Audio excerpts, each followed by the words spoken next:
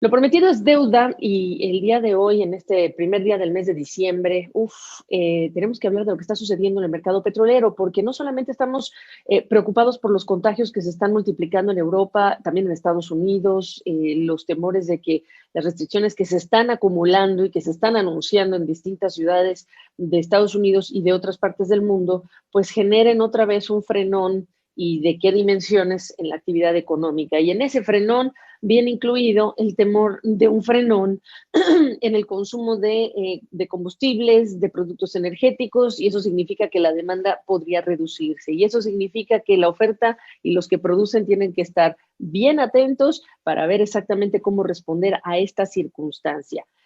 Vamos a hablar de ese tema, en particular de la reunión que se está produciendo de países petroleros. Se hablaba de los 13 países de la OPEP el día de ayer y se habla de hoy el grupo OPEP Plus, que incluye a los países de la OPEP, más otros productores, incluyendo, por supuesto, a Rusia, que no puede quedar fuera. Así que yo le agradezco y saludo, y hace mucho tiempo que no lo veo, a Jaime Brito, vicepresidente de Stratas Advisors, que nos acompañe pues para decirnos qué es lo último y qué tan importante es la reunión de este mes, Jaime, en función del contexto que se está deteriorando. ¿Cómo estás? Muy bien, Gaby, un placer saludarte y saludar a toda tu audiencia. Muchísimas gracias por invitarme, siempre es un gran placer. Y sí, tal cual como lo comentas, es la siguiente gran reunión desde aquella decisión que se llevó a cabo en el mes de abril, en donde se definió todo un calendario de recortes. En aquel momento se decidió recortar casi 10 millones de barriles por día de crudo de producción. Y dentro de ese calendario que se había realizado, ya se aumentaron 2 millones de barriles, entonces ya nada más se están recortando 7.7, y para el mes de enero se iban a recortar se iba a aumentar otros 2 de producción, es decir, de aquí al 1 de enero, en lugar de recortarse 7.7, se iban a recortar solamente 5.7. Entonces, este calendario es el que en estos momentos se está discutiendo de manera bastante acalorada, porque si ves lo que se planeó desde abril, lo que la OPEP Plus había planeado era una recuperación más o menos lineal con el tiempo, de que las cosas iban a mejorar con el virus, y realmente lo que terminamos viendo, como todos recordaremos, son estas reaperturas, reinfecciones, reaperturas, reinfecciones. Entonces, este bandazo del tema del COVID es lo que ahorita está replanteando una estrategia a los miembros de la OPEP Plus. Básicamente, como hemos visto desde el 2014, tenemos 2 grandes escuelas de pensamiento ahí, y ya no es tanto dentro de la OPEP la discusión entre Arabia Saudita e Irán, sino ahora es entre Arabia Saudita y los rusos. Desde mi punto de vista personal, creo que lo que están planeando los rusos tiene muchísimo más lógica y más sentido. Básicamente, el reto es, la OPEP iba a aumentar 2 millones de barriles por día ahora en enero. Lo que Arabia Saudita quiere hacer es no aumentar esos 2 millones en enero, recortar ese aumento de producción hasta tal vez el mes de marzo, finales de marzo o abril. Lo que está planteando Rusia es decir, bueno, ¿saben qué? Vamos a aumentar solamente 500,000 en enero. Vemos cómo reacciona el mercado, y a finales de enero, principios de febrero, aumentamos otros 500,000, y así nos la llevamos hasta que aumentemos esos 2 millones que habíamos planeado. Entonces, creo que este incremento gradual de producción es una estrategia bastante importante. Lo que sí te puedo decir es que, como están las cosas desde el punto de vista de percepción, de pesimismo, el incrementar así esos 2 millones de barriles en enero sí sería bastante fuerte e impactante para los precios del petróleo, y podrían caer bastante, básicamente por lo que está pasando dentro de Europa, y todo lo que es la sede y los negociadores de la OPEP están dentro de Europa y resienten estos encierros, ¿no? En realidad, el mercado asiático está mucho más, entre comillas, optimista, positivo. El mercado petrolero, de hecho, China ya está incrementando la operación de sus refinerías más allá del 80%, que son casi niveles históricos. Hay algunos puntos preocupantes en cuanto a infecciones, como la India y todo, pero el resto de Asia en general está, entre comillas, bastante bien en cuanto a producción petrolera. Y en las Américas no se diga. Tenemos, de hecho, en Estados Unidos la demanda de crudo, de refinados, de gasolina, diésel, etcétera, que está incluso un poco arriba del promedio histórico de los últimos 5 años. Entonces, en todas las contribuciones de esos 3 mercados, el mercado petrolero está mejor que hace 6 meses, que hace 3 meses, y nada más es cómo manejar esta decisión de la producción de la OPEP que ya tenía en el calendario. Vamos a revisar entonces las cifras. En abril, ¿cuánto producía y cuánto sacó? Vamos a manejar con peras y manzanas, Jaime, para Sí. recordarlo juntos. En promedio, se sacaron del mercado, se decidió sacar del mercado 9.7 millones de barriles por día, de los 34 que se producían, 34 más que se producían. De Poco estos más de 9 9.7, millones. Ajá. Sí, casi 10. Ajá, Y estos adelante. estuvieron implementándose abril, mayo, junio y julio. Después en agosto se incrementaron 2 millones a la producción, es Ok, decir, entonces sacaron 9.7 y dijeron, hoy vamos a liberar otro poquito, esos otros 2 millones que estás agregando, ¿correcto? correcto, ya nada más se recortaron 7.7. Exacto. De no haber algún cambio, estaríamos hablando de que se va a liberar otro poquito en el mercado y que entonces ese recorte de 9.7, que luego bajó a 7, quedaría solamente en 5.800.000, si no me equivoco. En 5.7, correcto, sí. Y esos Ok. 5 Ajá. serían, según el calendario, desde enero de 2021 hasta abril de 2022. Y obviamente para ti mantener este recorte no es razonable en vista de lo que acabas de describir. Correcto, sí, porque el plan de la OPEP era que con el tiempo iba a mejorar la cuestión del virus y en realidad ya vemos que es un poco más complicado que eso, ¿no? Exactamente. ¿Quiénes están a favor de lo que tú planteas es el planteamiento ruso que para ti tiene la mayor lógica en este momento? Bueno, parecería que sí, solamente los países no miembros de la OPEP son los que están discretamente, silenciosamente de acuerdo con el tema ruso. Básicamente, todo lo que sería Noruega, muy posiblemente México, todos los países que, bueno, en general a todos les surgen, ¿no? Los ingresos, las ganancias petroleras en general, pero todos los miembros de la OPEP original, básicamente lo que es Kuwait, los Emiratos, etcétera, normalmente se alinean ellos solos bastante con lo que dice Arabia Saudita. Ahí hubo un tercero en discordia, entre comillas, hubo un comentario adicional de miembros de los Emiratos, precisamente, que dentro de esta discusión que hay entre Arabia Saudita y Rusia, sacaron el tema de que, por cierto, hay algunos países como Irak, básicamente, que no han cumplido realmente con su cuota de recortes desde abril. Entonces, antes de que decidamos, dijeron los Emiratos, primero vamos a exigir que cumplan con su cuota, que se repongan todo lo que han producido de más. Y eso, dentro de esta discusión de ayer a hoy, de cuál iba a ser la decisión, pues parece que quedaron las cosas no tan bien como se pensaba y de hecho la OPEP está decidiendo no anunciar ninguna decisión el día de hoy por esta gran discusión entre qué hacen y los que no han cumplido con los recortes, cómo van a obligarlos a que cumplan. Y ahora están anunciando que muy posiblemente sea hasta el 3 de diciembre que se anuncie una decisión, cuando hoy se iba a hacer el anuncio definitivo. Entonces vamos a ver cómo la cohesión puede ganar en estos 2 días. ¿Te parece lo mejor en vista de las circunstancias o lo menos peor? Porque ya entendimos que lo mejor para ti es Rusia y la idea de Rusia de gradual, todavía hacerlo muy pequeño y probar el mercado. Y si esto no se decide hoy, ¿qué mensaje le está mandando al mercado petrolero? ¿Qué esperaría sea la reacción? Yo creo que va a haber, cuando hay incertidumbre, siempre automáticamente se traduce en pesimismo y se traduce en ventas y baja el precio del petróleo. Yo esperaría que mientras no haya una decisión, el precio del crudo tenga un techo, que no pueda subir más y que al contrario pueda bajar si es que la gente comienza a vender, ¿no? Básicamente lo que hemos visto es que el mercado petrolero ha estado reaccionando realmente muy lento a las noticias. Es decir, desde abril no se había tomado una gran decisión y todo lo que ha pasado a través de octubre con las nuevas reflexiones y todo, ¿no? Entonces, Claro. yo creo que por un lado tal vez lo que los rusos están enfocando más es en la realidad de que ya con la potencial llegada de la distribución de vacunas, aunque va a ser un proceso lento, pues va a ser un ambiente mucho más positivo que lo que se estaba planteando antes, ¿no? Ok, y dentro del calendario, para poner todavía más contexto en nuestra conversación, pues hay que recordar que en 15 días vamos a conocer el saldo que trajo, pues que 9 millones de personas viajaran a Estados Unidos. Y no hemos hablado dentro del grupo que ni es OPEP ni es OPEP Plus, del factor Estados Unidos en la producción, cuando estamos a semanas que llegue una nueva administración, que es la de Joe Biden, y yo no sé cuánto la estrategia de esa nueva administración le va a restar o le va a agregar importancia a Estados Unidos como productor de crudo.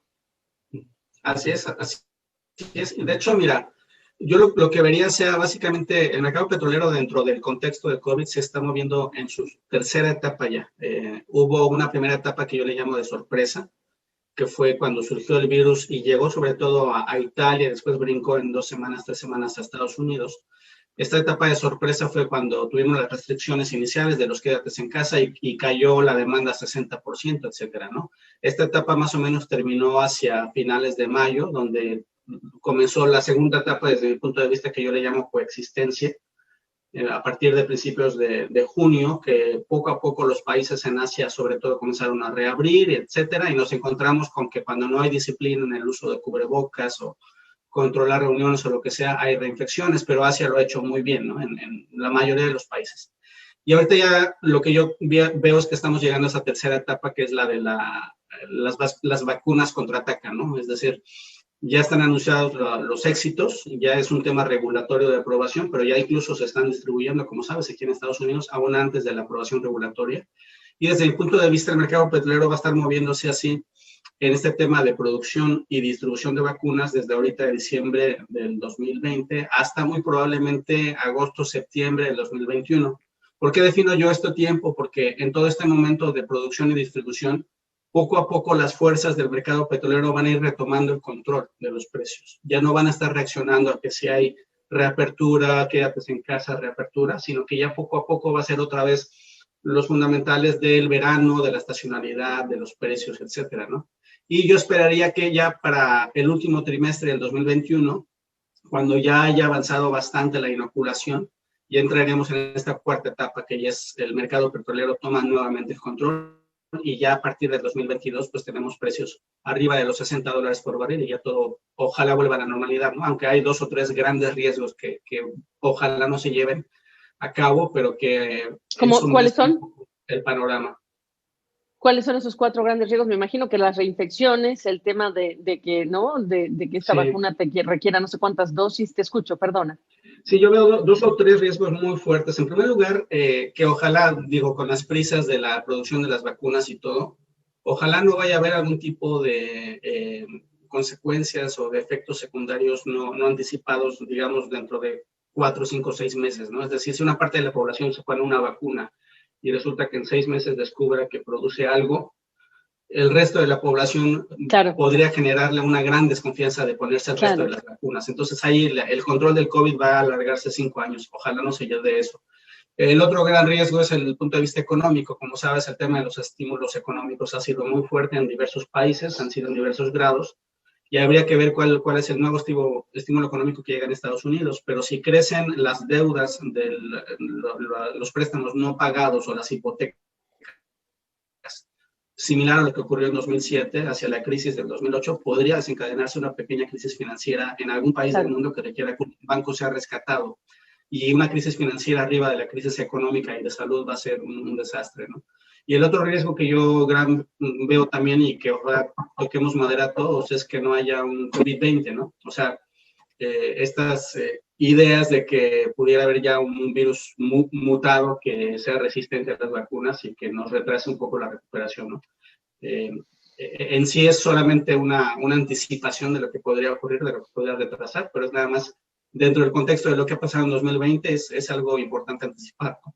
Por supuesto, nada está dicho en relación con lo del COVID-19 y el final, y como dice Jaime, el tema de esa mutación. Es un virus sobre el cual hemos estado aprendiendo a través de lo que están aprendiendo en la marcha los expertos, y eso es fantástico recordarlo, no para generar miedo, sino para de pronto que tomar aire, Jaime, porque incluso hay un agotamiento por todo el tema de los confinamientos, las restricciones, tú lo sabes muy bien, tú te encuentras en un estado donde hablamos ya de más de 1 millón de casos. El día de hoy estamos hablando de la Florida con más de 1 millón de casos que lo va a tocar, California más de 1 millón de casos. Lo impresionante que ha sido que a fines de octubre hablábamos de 9 millones de contagios, fines de noviembre estamos hablando de más de 13 millones de contagios.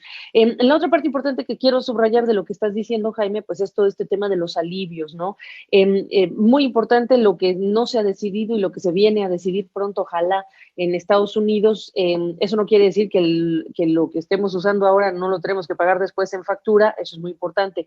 Pero la parte central de lo que terminas diciendo es un factor que se nos va a venir en 2021 y que todos tenemos que tener en el radar, y es ese riesgo de crisis financiera,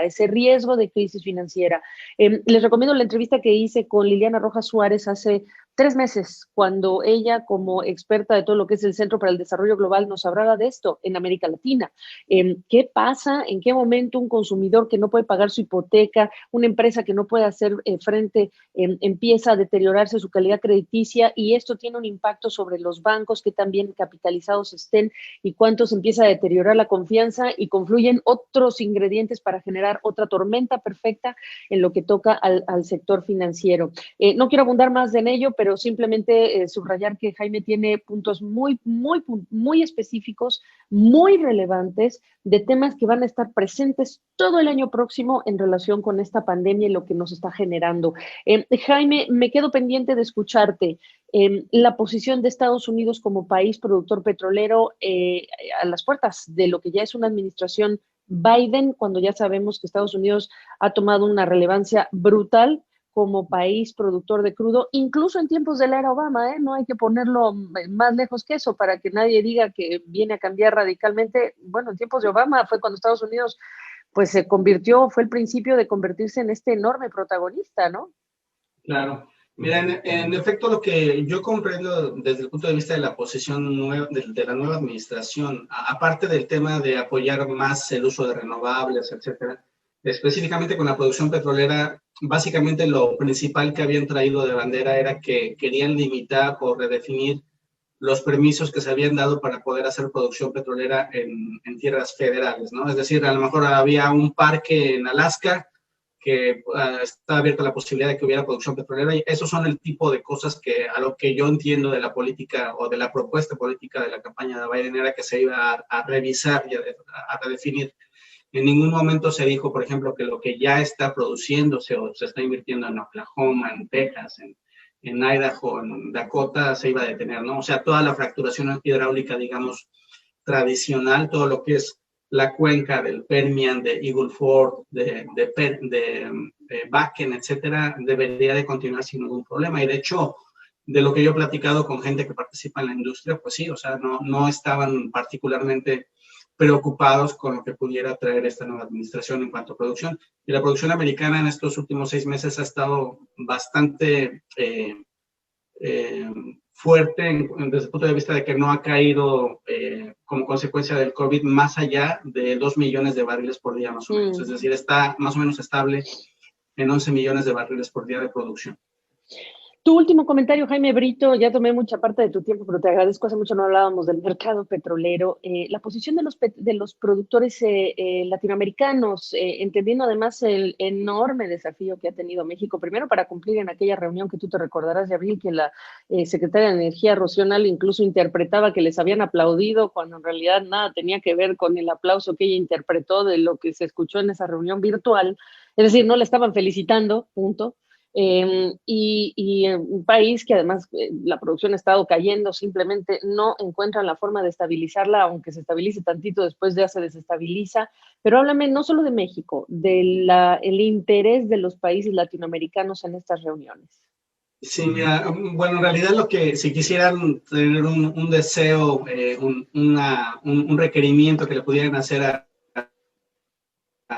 a Santa Claus sería que se les permitiera incrementar su producción petrolera, ¿no? Es decir, los miembros de América Latina quisieran ya sacar más crudo al mercado. En ese sentido, al menos concordaría más con la posición de los rusos, supongo, ¿no? En realidad hay dos temas aquí diferentes en América Latina que yo veo. En primer lugar es que se necesita en la región, y otra cosa es que están dispuestos a reconocer o aceptar los gobiernos, ¿no? Y en ese sentido, bueno, particularmente de México, que el tema que cómo está llevando a cabo la relación con las empresas privadas, la participación privada en el sector hidrocarburos, etcétera.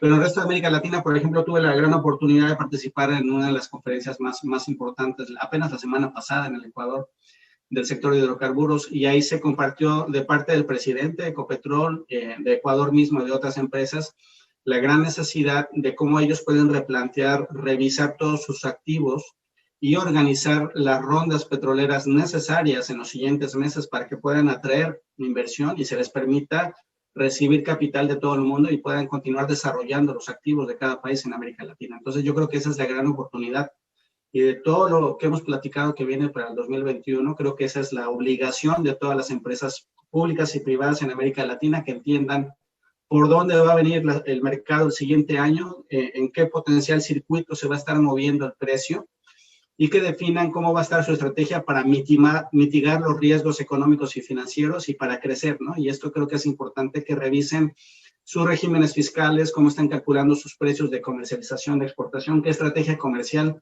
a dónde están exportando su crudo, con qué precio.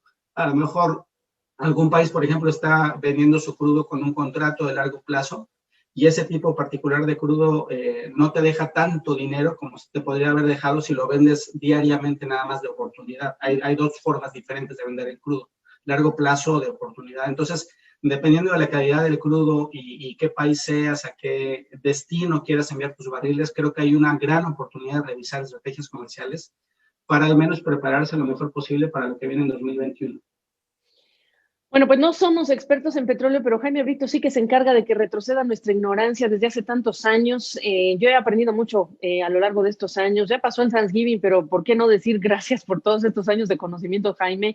Ya vemos tu pinito navideño junto a las bombas de gasolina que adornan tu oficina. Así que viene el último mes y yo estoy pendiente de lo que suceda y te tocaremos la puerta cuando haya esta decisión final antes de que cierre el año de estos países productores de crudo. Gracias por esta mañana. Pero muchas gracias a ti por la gran oportunidad y es un placer siempre participar contigo. Un gusto para la audiencia que nos pueda enviar sus preguntas o que te puedan retroalimentar de todo lo que informamos. Y por favor, todos cuídense mucho y manténganse seguros y seguimos en contacto con mucho gusto. Qué mejor mensaje. Jaime Brito, ahí lo tienen ustedes.